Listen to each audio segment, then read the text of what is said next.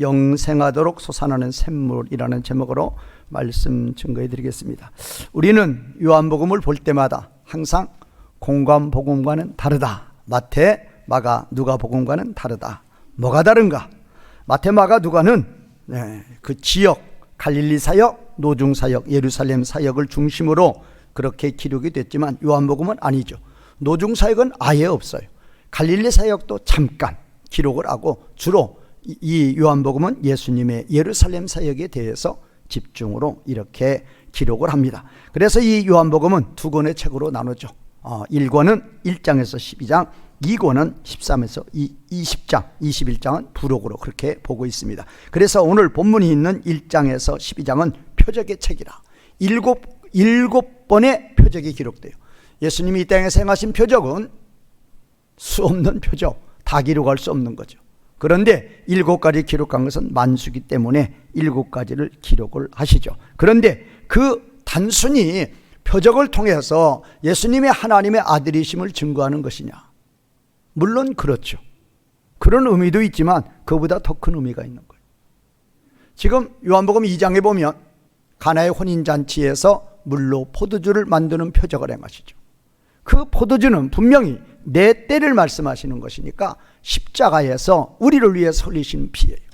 그리고 바로 이 2장 후반절에서 바로 성전 사건이 있죠. 성전 사건이 뭐예요? 옛 성전을 헐어버리라는, 유대인들이 들으면 도저히 용납이 안 되는, 그래서 십자가의 못을 박을 때에 그 죄목을 올리는 거죠. 저자가 성전을 헐라고 그랬다. 그러나 예수님은 과감하게 말씀하시는 거예요. 성전을 헐어버리라. 그러면 내가 새롭게 짓겠다.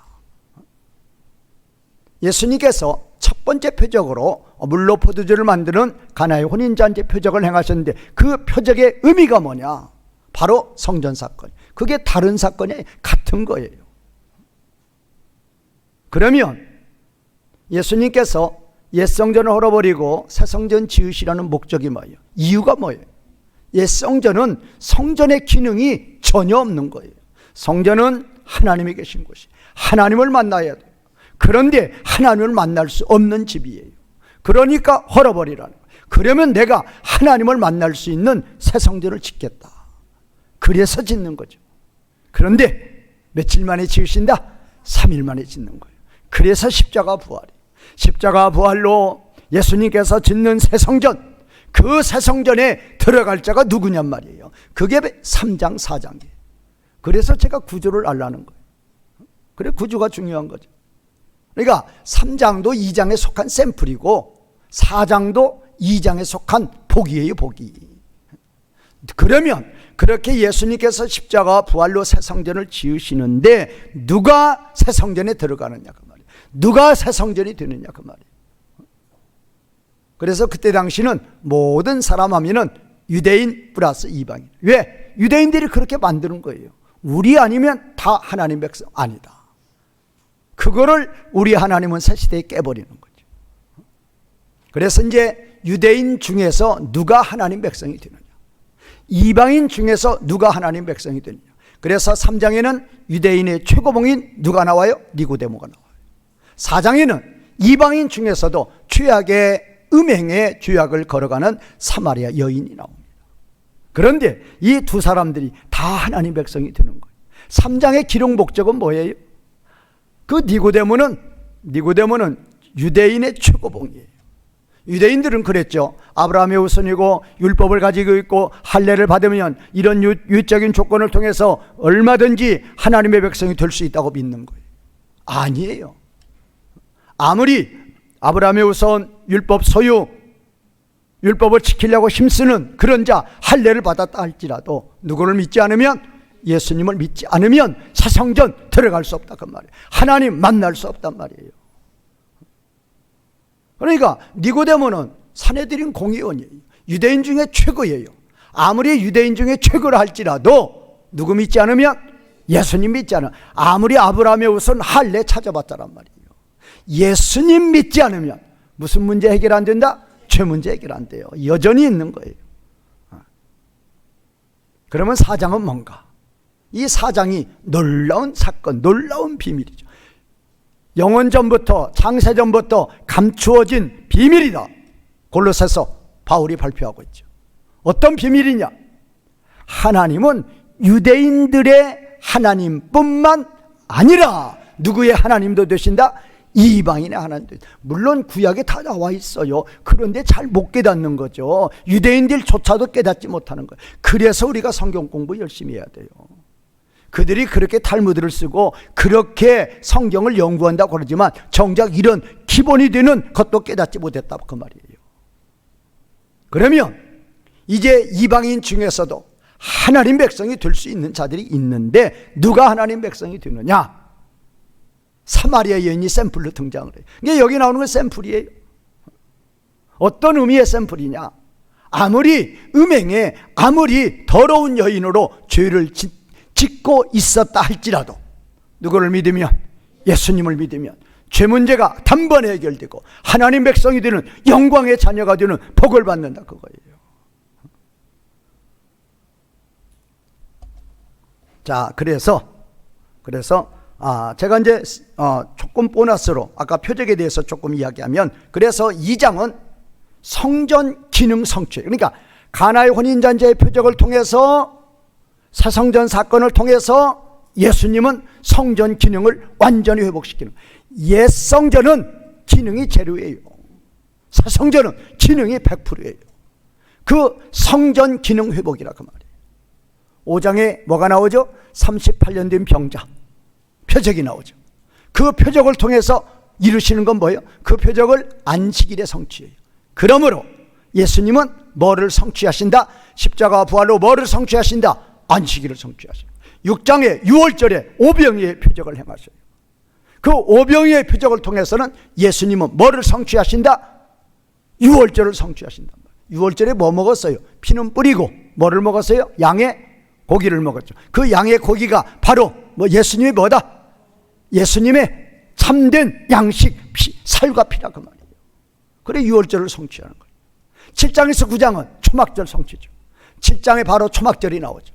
그런데 거기에서 표적은 뒤에 나와요. 9장에 예수님의 소경을 눈을 뜨게 하죠.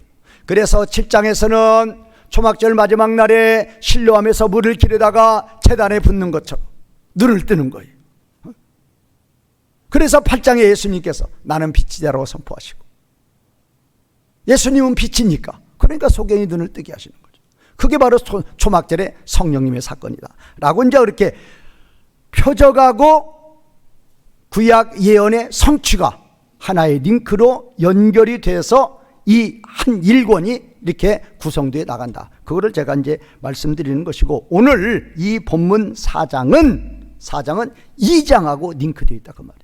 2장의 표적이 바로 샘플로 3장과 4장에 제시가 되고, 이제 4장은 바로 이제 이방인들의 구원에 대해서 말씀하시는 것이다. 그래서 오늘 본말 중심으로 첫 번째 대지는 하나님의 뜻대로 살자, 두 번째 대지는 자기 의와 하나님의, 세 번째는 참된 예배라는 대지로 말씀 증거해 드리겠습니다. 첫 번째, 하나님의 뜻대로 살자.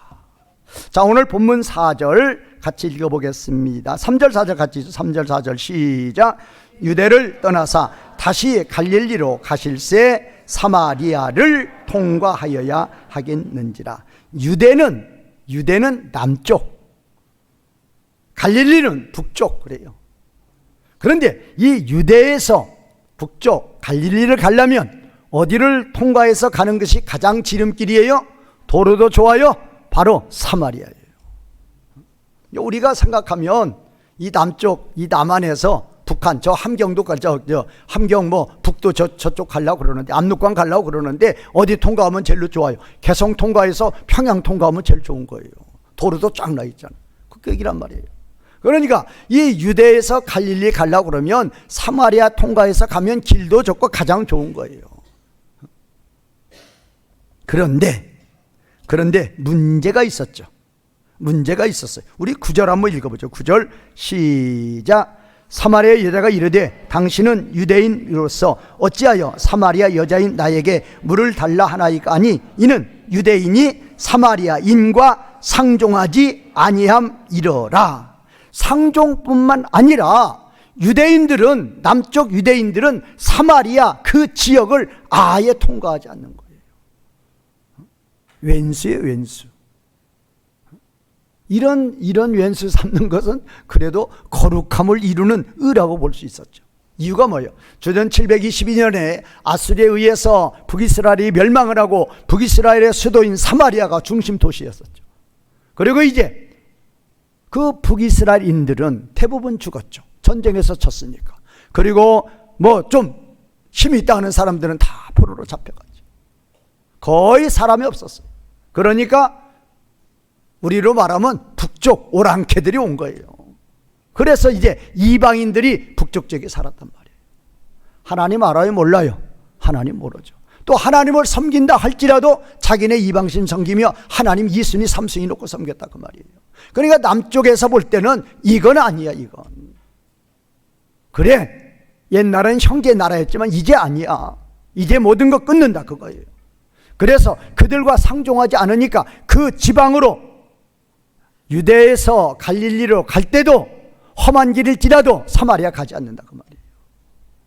그런데 그런 상황인데 예수님은 사람의 입장에서 보면 북쪽에 사는 분이에요? 남쪽에 사는 분이에요? 남쪽에 사는 분이에요. 예수님이 그러니까 솔로몬으로 인해서 나라가 둘로 갈라졌을 때 북쪽은 10지파, 남쪽은 2지파. 남쪽 2지파의 메인 지파가 누구예요? 유대 지파죠. 예수님은 무슨 지파예요? 유대 지파란 말이에요. 유다 지파예요. 그러니까 예수님은 이제 남쪽 유대인이에요. 이제 이 여인이 볼 때는 복장만 봐도 말투만 봐도 단번에 알 수 있는. 우리도 그렇잖아요. 지방마다 말의 특색들이 있잖아요. 그래서 예수님은 남쪽의 유대인이고 이게 북쪽에 있는 사마리아인을 만나는 거예요. 그러니까 지금 모든 남쪽에 있는 유대인들은 사마리아를 통과하지도 않고 그들과 상종하지도 않는다 그 말이에요. 그런데 예수님은 유대를 떠나서 다시 갈릴리로 가실 때에 사마리아를 통과하여야 하겠는지라. 우리말은 사마리아를 통과하여야 하겠는지라. 원문으로 보면 그분은 친히 사마리아를 통과하여 가시고 계셨다. 그래서 이제 이 메인 동사가 데이, 이제 에데인데 에데이. 에자를 넣는 이유는 미완료예요.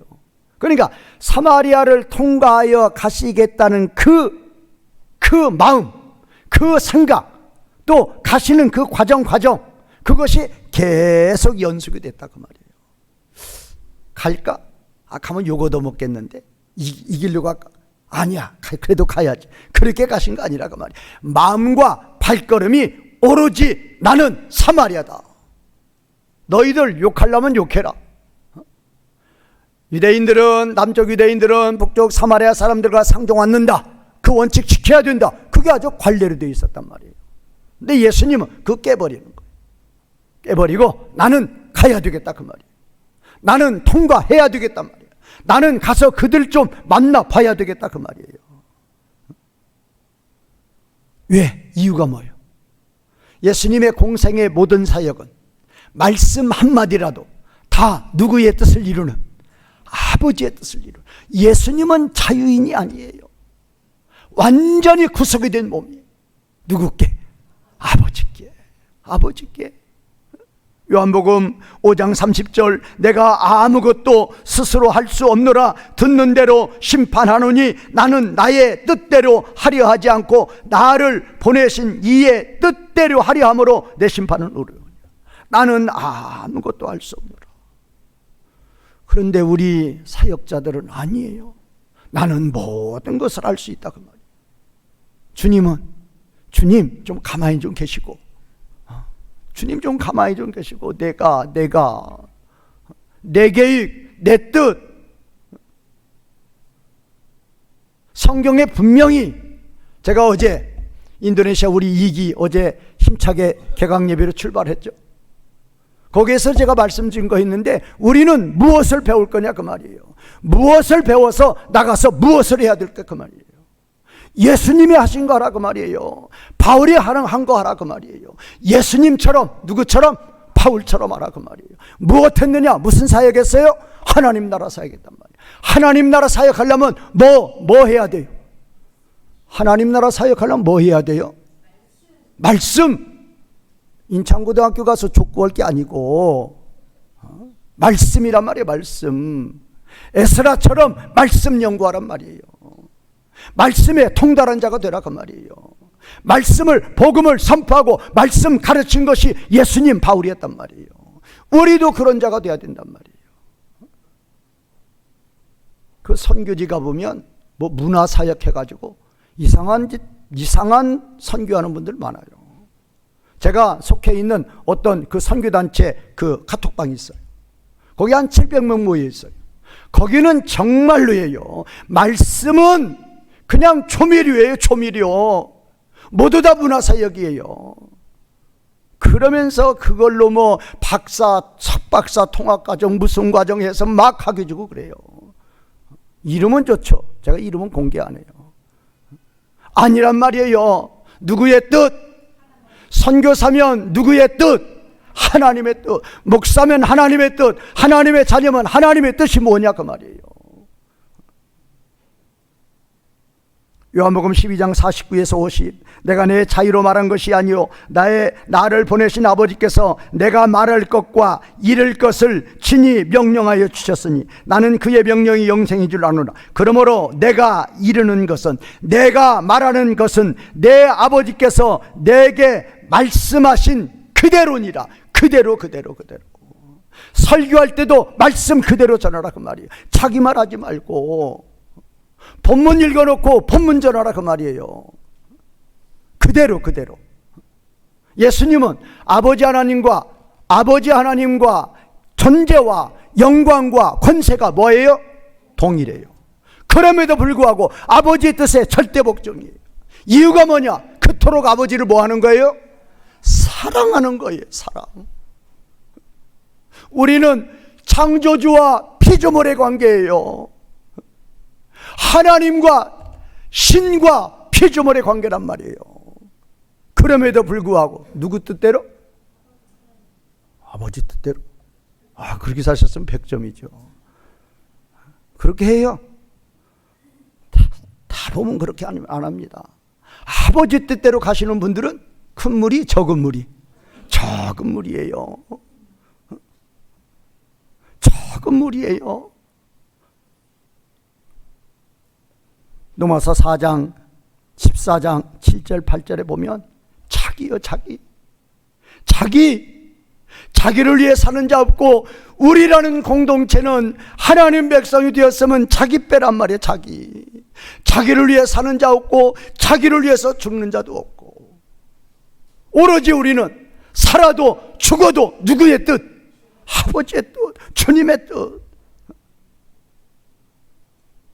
갈라디아 2장 20절. 내가 진정으로 하나님 백성이면 내 안에 내 생각, 내 주장, 내 안에 그게 있는 게 아니란 말이에요. 내 안에는 누가 계셔요? 예수님이 계시는 거예요. 내가 사는 것이 아니니, 내가 내 뜻대로 내 생각대로 사는 게 아니라 그 말이에요. 내 안에 누가 계셔서? 예수님이 계셔서 예수님이 내 인생을 살아가는 거예요. 예수님이 우측, 예수님이 좌측, 예수님이 유턴, 예수님이 말씀하시며 예수님의 뜻대로, 예수님의 뜻대로. 사랑하시는 성도 여러분, 예수님이 왜 사마리아를 통과하셔야 되느냐 그 말이에요. 유대인의 관례대로 그쪽 가면 안 돼요. 갔어도 만나면 안 돼요. 상종하면 안 돼요. 그런데 왜 가시느냐? 새 시대는 달라지는 거예요. 아브라함에서 십자가까지는 구원의 메인이 유대인이었단 말이에요. 이스라엘이었단 말이에요. 그런데 십자가 부활을 기점으로 이제 구원이 누구한테 넘어가요? 이방인에게로 넘어가요. 메인 구원이. 사마리아는 이방인이에요. 이제 전해야 돼요. 그래서 예수님께서 성천하시면서도 예루살렘에서, 유다에서 사마리아를 넣잖아요. 땅끝을 넣잖아요. 아버지의 뜻이란 말이에요. 가야만 돼요. 관습이고 관례고 필요 없어요. 누가 가시라고 그러니까? 아버지가 가시라고 그러니까. 바울에게 예루살렘 올라가지 말라고 그렇게 울며 불며 그렇게 옷을 잡고 사정하고 가지 말라고 애쓸지라도, 통곡할지라도 바울은 듣지 않습니다. 나는 뭐의 매임을 받아서 성령 하나님이 나를 끌고 가니까 성령에게 매임을 받아서 나는 갈 수밖에 없다, 그 말이에요. 사랑하시는 성도 여러분, 하나님이 우리를 인도하시는 길은 넓은 길, 좁은 길, 좁은 길이에요. 고난의 길입니다. 그러니까 안 가요. 제가 그러잖아요. 십자가 다음에 부활인데 부활만 있는 신앙생활 하시면 안 된다니까요. 뭐를 통과해서 부활? 십자가를 통과해서 부활이 있단 말이에요. 좁은 문을 가면은 고난이 있는데 그 고난은 현재 고난과 장차 우리에게 받을 영광 비교가 된다, 안 된다? 안 된다, 그 말이에요. 좋게 비교할 수 없는 거예요. 우리가 진정으로 하나님의 자녀고 우리가 진정으로 하나님을 믿고 그분에게 청량할 수 없는 은혜를 받았음을 믿는다 그러면 우리는 하나님의 뜻을 찾아야 된다. 나의 인생 설계, 나의 삶의 목표, 나의 삶의 기준, 현재 무엇을 생각하고 계시고 무엇을 목표로 달려가시고. 저는 사실 그래요. 요새 제 눈과 제 눈, 제 생각, 제 마음은 오직 한 가지예요. 요새 하고 있는 그 책 작업, 그거 마쳐야 되겠다. 안 보여요. 다른 거 안 보여요. 조금만 시간이 있어도 거기다 투입을 해요. 제 할 일이 얼마나 많아요. 그러나 오직 마음은 그거예요. 왜? 왜? 누구의 뜻? 하나님의 뜻이에요. 그래서 어떤 때는 몸이 안 좋고 그럴 때는 이따 내가 죽으면 내가 지금 어디까지 했는지 누가 알을까? 그거 미리 유언이라도 써내야 되는 거 아닌가? 지금 어디까지 했으니 마무리해서 출판을 하고. 이거는 누구의 말씀이에요? 하나님 말씀. 세상 법전도요, 오자 없어요. 세상 법전 잘못된 거 있으면 당장 문제 나요. 번역 제대로 됐어요? 안 됐어요. 하나님의 뜻이 전달이 제대로 안 돼요. 그런데 힘써요? 힘 안 써요. 그냥 저기 강 건너 불고기들이 불만 구경하고 있다고요. 누군가는 해야 돼요. 그것이 누구의 뜻이다? 아버지의 뜻이에요. 하나님의 뜻이에요. 알았으면 달려가는 거예요. 이제 두 번째 대지입니다. 자기의와 하나님의 의. 자, 우리 5절에서 7절 빨리 읽겠습니다. 시작. 사마리아에 있는 수가라는 동네에 이르니 야곱이 그 아들 요셉에게 준 땅에 가깝고 거기 또 야곱의 우물이 있는지라. 예수께서 길 가시다가 피곤하여 우물 곁에 그대로 앉으시니 때가 6시쯤 되었더라. 사마리아 여자 한 사람이 물을 기르러 왔음에 예수께서 물 좀 달라 하시니 이는 제자들이 먹을 걸 사러 그 동네에 들어갔음이러라. 자, 야곱이 그 아들 요셉에게 준 땅이 가까운 수가라 하는 사마리아 성에 예수님이 오셨어요. 거기에 야곱의 우물이 있습니다. 그때 사마리아로부터 또 한 여인이 그 우물에 물을 깃기 위해서 왔어요. 예수님과 만났습니다. 그때 예수님은 너는 나에게 마실 것을 주어라고 말씀하셔요. 그러자 이 여자가 9절에서 이상하다디 바라보는 9절 같이 시작. 사마리아 여자가 이르되 당신은 유대인으로서 어찌하여 사마리아 여자인 나에게 물을 달라 하나이까니 이는 유대인이 사마리아인과 상종하지 아니함이로라. 그러니까 예수님께서 10절에서 말씀하신 내가 하나님의 선물과 내가 누구인지를 알았다면 너는 나에게 요구했을 것이며 나는 너에게 생명의 물을 줬다. 여기서 생수가 나오죠. 생수. 그래서 생수, 제가 사전 찾아봤어요. 날생자의 물수예요. 그럼 우리말로 생수 번역을 뭐라고 그러느냐? 영어로는 생수를 뭐라고 그럴까? 영어로 생수로 제대로 된 것도 없어요. 미너럴 워터? 뭐 그런 식이고. 그래서 이제 이 뜻이 뭐냐? 우리말 생수의 뜻이 뭐냐? 자연에서 바로 생으로 나오는 물을 받았다. 자연에서 바로 그러니까 왜 이게 깊은 산골 가면 졸졸졸 흐르는 물 있죠? 그거를 생으로 나오는 물을 받았다. 그 의미가 생수라는 거예요. 여기서 말하는 생수는 그런 생수 아니란 말이 아니다. 그래서 말씀하세요. 원문에서는 희도로 존이 휘도르다. 휘도르는 물론 물인데, 물은 물인데 이 존이 뭐냐? 존이 이게 분사예요. 근데 대격이에요. 그래서 그물은 살아있다. 살아있다. 정확히 번역하면 그래. 물, 즉 그물은 살아있다. 대격이니까, 주어로 쓰니까. 근데 그거를 이제 정확히 이제 연결해서 번역한다고 하면 그래서 살아있는 물이죠. 생명의 물이다 그 말이에요. 생명의 물. 생명의 물이 등장을 하는 거예요. 그런데도 11절에서 그녀는 예수님 말씀을 이해도 못하고 믿지도 않는 거예요. 당신 나한테 물 준다고? 당신 그릇 있어? 물기를 그릇도 없으면서 나한테 깊은 우물에서 어떻게 물 떠서 나한테 주겠다는 거야. 12절. 그리고 그 여인은 그 우물물을 자랑합니다.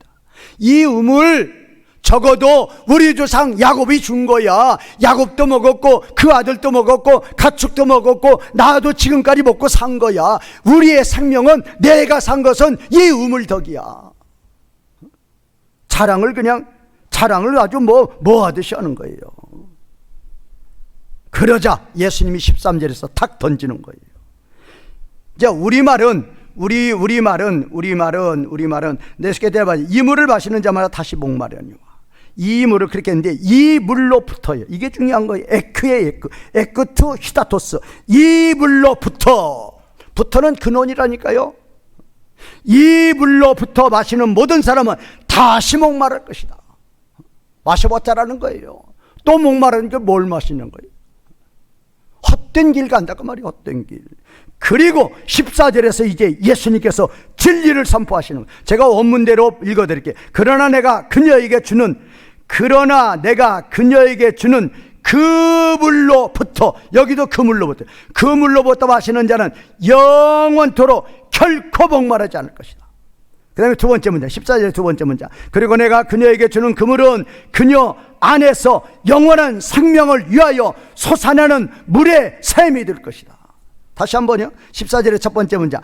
그러나 내가 그녀에게 주는 그 물로부터 마시는 자는 영원토록 결코 목마르지 아니할 것이다. 두 번째 문장. 그리고 내가 그녀에게 주는 그 물은 그녀 안에서 영원한 생명을 위하여 솟아나는 물의 샘이 된다 그 말이에요. 13하고 14하고는 완전 대조예요. 그래서 제가 13, 14를 제가 뭘로 이야기하느냐. 13은 자기의예요. 자기요. 땅에서 난 거, 사람이 하는 거. 야곱의 우물 누가 팠어요? 사람이 판 거죠. 땅에서 나는 거예요. 그거 먹고 살았다. 그거 사는 거예요? 좀 있으면 죽어요. 그러면 14절은 뭐냐? 14절의 첫 번째 문장에서 내가 그녀에게 주는 그 물로부터 마시는 자는 영원토록 결코 목마르지 않는다. 영원토록 결코 목마르지 않는다. 두 번째 문장에서 내가 그녀에게 주는 물은 그녀 안에서 영원한 생명을 위하여 솟아나는 물의 샘이 될 것이다. 그녀에게 주었는데 그 물이 그녀 안에서 영원한 생명을 위하여 솟아나는 물의 샘이 된다니까. 샘이. 이거를 구원과 삶변으로 제가 구분해서 설명을 드릴게요. 구원변에서 먼저 보자고요. 땅에서 온 것들, 우상 다 땅에서 온 것이죠. 유대인들이 주장했던 게 뭐예요? 옛 언약이에요. 이스라엘이 옛 언약 주장했죠. 옛 언약이 누구? 자기 의죠. 내가 하겠다는 거예요. 내가. 하나님 좀 가만 계세요. 내가 해보겠다는 거예요. 돼요? 안 돼요? 안 돼요. 광야에서도 안 되고 가나안 땅에다 다 안 되는 거예요. 포로 갔다 와서는 다 안 되는 거예요. 그런데 하나님이 예수님을 통해서, 성령님을 통해서 이루어주시는 그 하나님의 의를 믿으면 우리의 죄가 몇 번에 걸쳐서, 단번에 걸쳐서 완전히 언제까지? 영원토록 해결받는 거예요. 단번에 해결받고 완전히 해결받고 영원토록 해결받는다 그 말이에요. 이 생명의 물을 마시라 그 말이에요.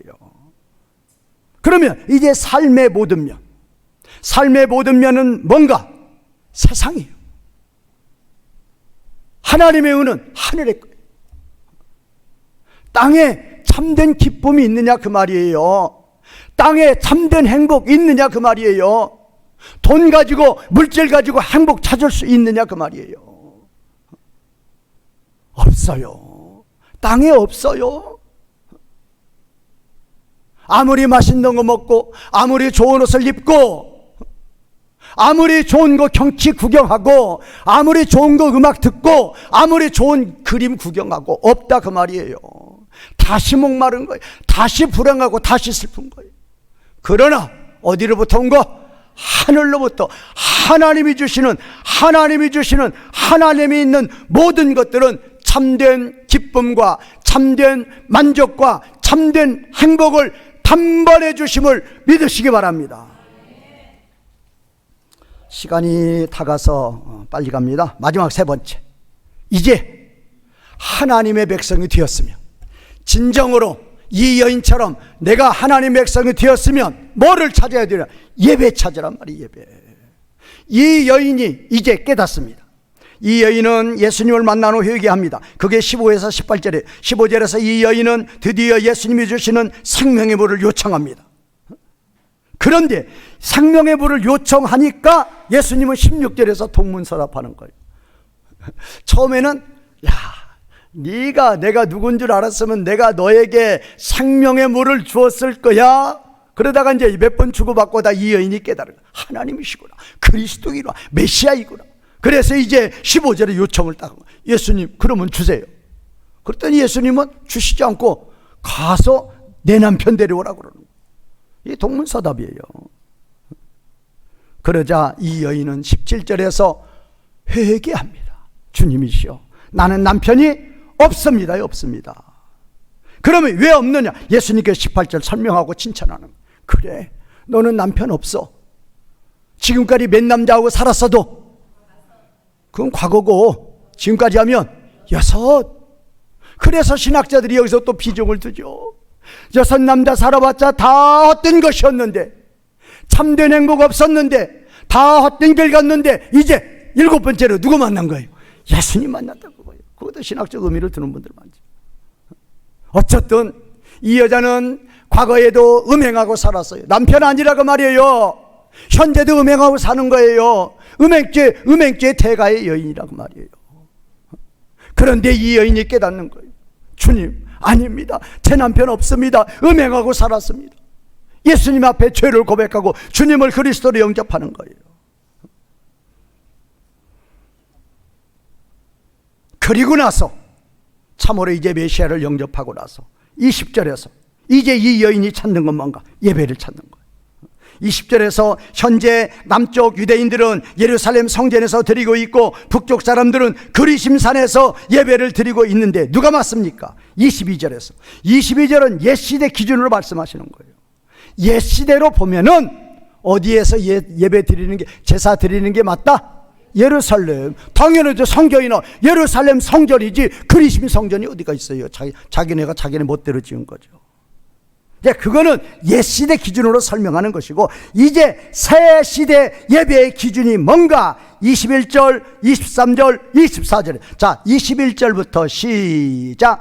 예수께서 이르시되 여자여 내 말을 믿으라. 이 산에서도 말고 예루살렘에서도 말고 너희가 아버지께 예배할 때가 이르리라. 23절 시작. 아버지께 참되게 예배하는 자들은 영과 진리로 예배할 때가 오나니 곧 이때라. 아버지께서 자기에게 이렇게 예배하는 자들을 찾으시느니라. 24절 시작. 하나님은 영이시니 예배하는 자가. 자, 이것이 진정으로 새시대에 구원받은 성도들의 예배예요. 자, 21절 같으면 이 산에서 말고 예루살렘에서 말고 너희가 아버지께 예배할 때가 이르리라. 요 말씀 가지고 코로나 때 신이 나가지고 특히 대형교회들 어디서 드려도 된다? 집에서 드려도 된다. 무슨 신학인지 몰라요. 어디서 신학인지 모르지만 집에서 드려도 된다. 그 의미가 아니라 그 말이에요. 옛시대하고 새시대는 다르다 그 말이에요.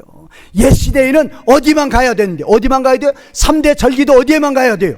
예루살렘. 왜? 그때는 하나님 백성이라 해봤자 유대인들이 메인이니까 거기만 가서 드려도 돼요.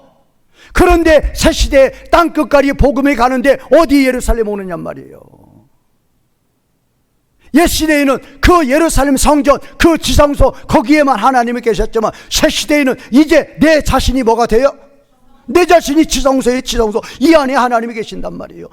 그러니까 우리가 모여서 드리면 참 성전이 되는 거란 말이에요. 성전이 모이는 거예요. 대단한 거예요, 대단한 거. 그러면 이제 23절과 24절에서 아버지께 참되게 예배하는 자들, 참된 예배예요. 진짜 예배예요. 그러면 옛 시대는 뭐냐? 그건 그림자 예배. 왜 그림자 예배냐? 하나님 만났어요? 못 만났어요? 못 만났어요. 백성들은 아예 성소 못 들어가요. 성소 들어가는 건 제사장뿐이에요. 지성소 제사장도 못 들어가고 대제사장만 들어가요.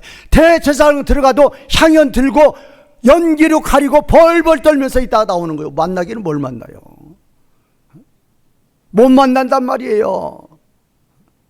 그런데 새시대 예배는 하나님을 만나는 예배란 말이에요. 오늘도 저와 여러분들은 하나님을 만나는 예배가 돼야 돼요. 하나님과 교통하는 예배가 돼야 돼요. 하나님으로부터 응답받는 예배 시간 돼야 돼요. 기도를 통한 응답, 찬송을 통한 응답, 말씀을 통한 믿음으로 변화되는 역사가 일어나야 된단 말이에요. 그러면 여기도 딱 정했어요.